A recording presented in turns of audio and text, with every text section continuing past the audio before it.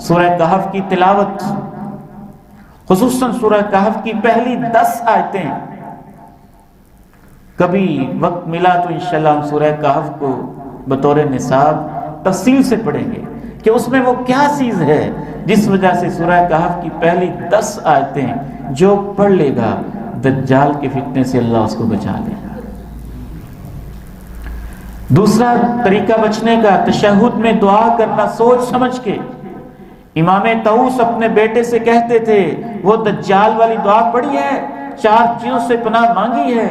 اگر ان کا بیٹا کہتا باقی ساری نماز پڑھی ہے، وہ دعا نہیں پڑھی، کہتے بیٹا واپس جاؤ دوبارہ نماز پڑھ کے آؤ۔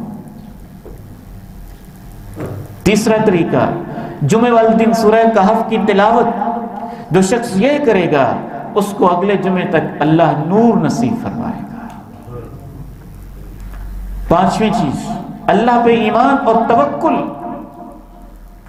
وہ بندہ جس کے وہ 2 ٹکڑے کر دے گا، ایک حدیث میں آتا ہے کہ وہ بندہ یہ پڑھے گا اللہ ربنا علیہ توکلنا وإلیہ انبنا، صرف اللہ ہی ہمارا رب ہے، اسی پر ہمارا بھروسہ ہے اور ہمارا سب کچھ تو اسی کے سامنے ہے، تو دجال اس کا بال بھی بیکا نہیں کر سکے۔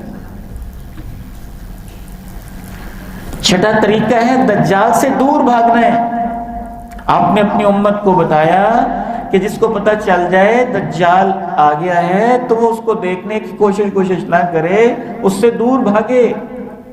بندہ یہ سمجھ رہا ہوگا کہ میں تو بڑا مومن ہوں، میرے اوپر اس کا کیا بس چلنا ہے، لیکن جب وہ اس کے پاس جائے گا وہ ایسے کرتب دکھائے گا، ایسی باتیں کرے گا کہ خطرہ ہے کہیں وہ بے ایمان نہ ہو جائے۔ اس کے بارے میں حدیثیں پڑھنا اور شرعی علم حاصل کرنا